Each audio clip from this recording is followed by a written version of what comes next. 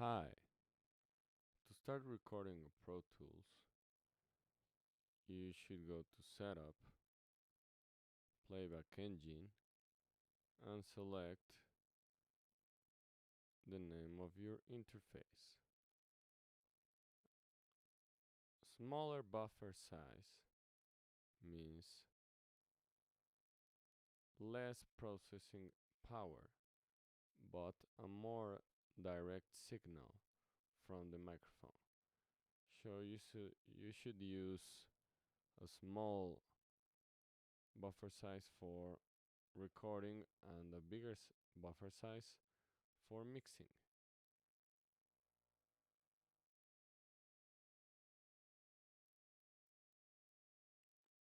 To understand the inputs and outputs, you should go to Setup, In and Out,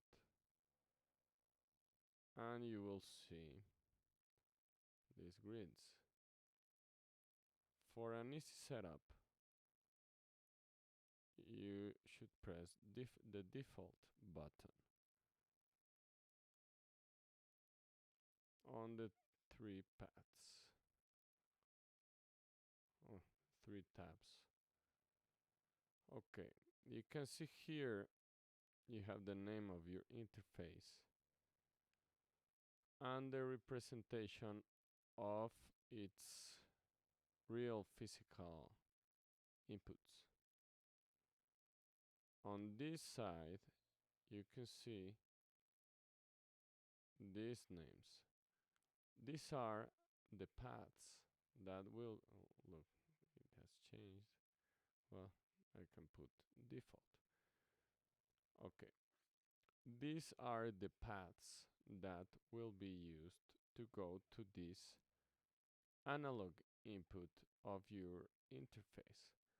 So if you connected your microphone to the analog 2, it will go through the MIG path to Pro Tools. You can open here, MIG path 2 to Pro Tools.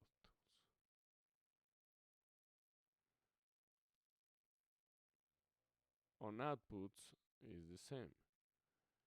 If I want something to go to my headphones, I should use the headphones path. No, the phones path. This phones path will be connected to the real physical output 3 and 4 of my interface. This path is connected to the analog 1 and 2 output of my interface that is connected to the monitor speakers.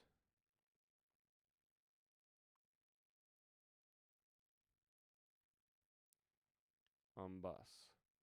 Buses are used to send the signal to another track, or a lot of you can do a lot of stuff with them, but you can use them to send a voice to a reverb effect. You can also push default. Okay, so now to start recording, you should make a new track. You should go to track, new.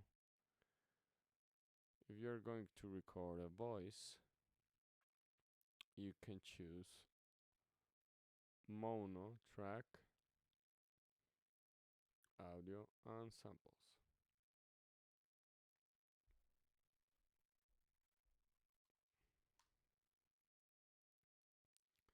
Okay, here you can see this input and output sign. You will choose, okay, it's great that we have a problem, so, no, we don't have a problem. You can choose where the name of the path that is using the real input. Mine is using the input 2 of my interface. And you can choose an output of this track. You can choose headphones if you want. Okay. Now, in order for it to start recording, you should arm the track. Now you can see that a signal is coming in. You can go to Window, Mix Window, for the mix window to appear. And okay, you see the signal. The signal should never go red. That is a bad recording. That's distortion. So now you have made a track for recording. Now you should arm the whole session and you put playback to start recording. You see? Okay. Now to make a reverb, if you want to sing something, you go to track, new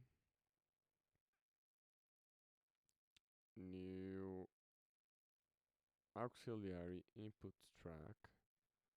It should also be on samples. You can put it on stereo if you want. Now you will name it reverb.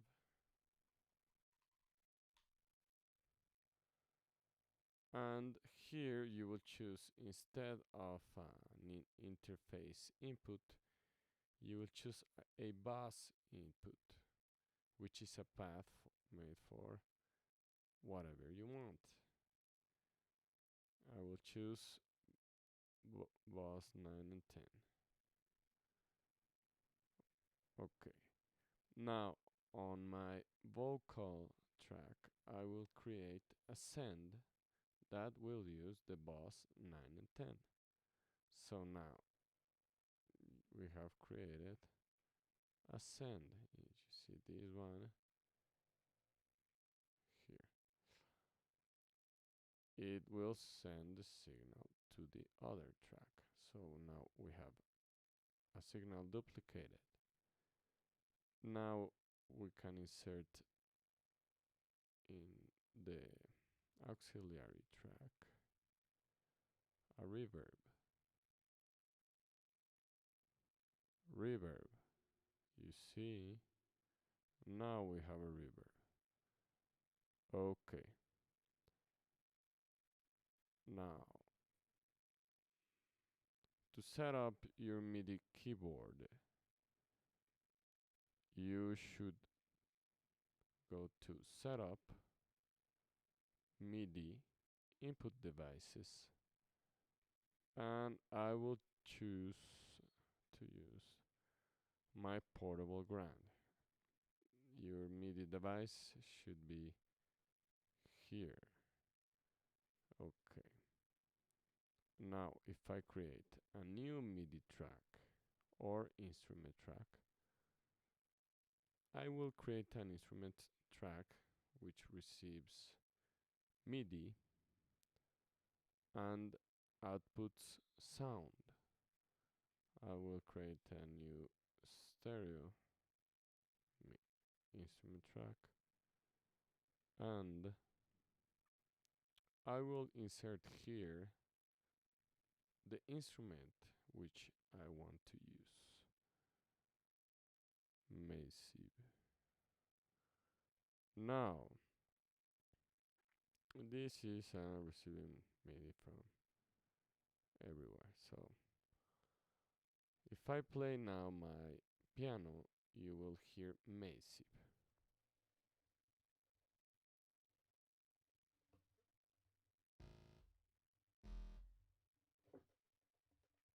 You see?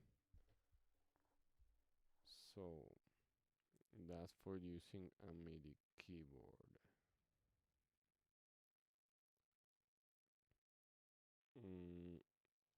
Okay, if you want to use a MIDI that has knobs and fades, you can go to setup, peripherals, and MIDI controllers. Here you will create a new path. It has 4 paths, so you can have a lot of knobs and fades. This time I create this path, which receives a signal from the portable ground and sets the signal to my baby face, which is my interface that also has a MIDI port. You can choose here the no, number of channels it will have, and that's it for that. Now, if you are using a condenser microphone, you should always turn first the 48V button. It's here, you can see. Well, you can turn it on. It will be probably on your physical interface. On mine, it's this is a software that controls my interface, but yours should be on the outside. And you should turn it on before using a condenser mic and turn it off before disconnecting your microphone, your condenser microphone, or turning off computer or anything like that.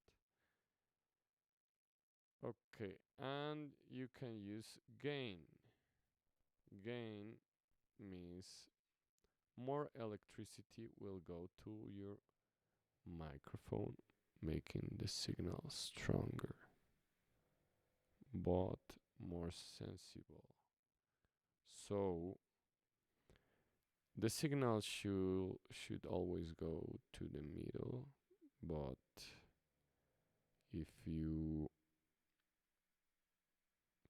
nah, never mind. The signal should always go to the middle, but it should never clip red, which means distortion. You see, that's not good. It's always better to have it in the middle. Okay, well, never mind that. So, thank you for watching.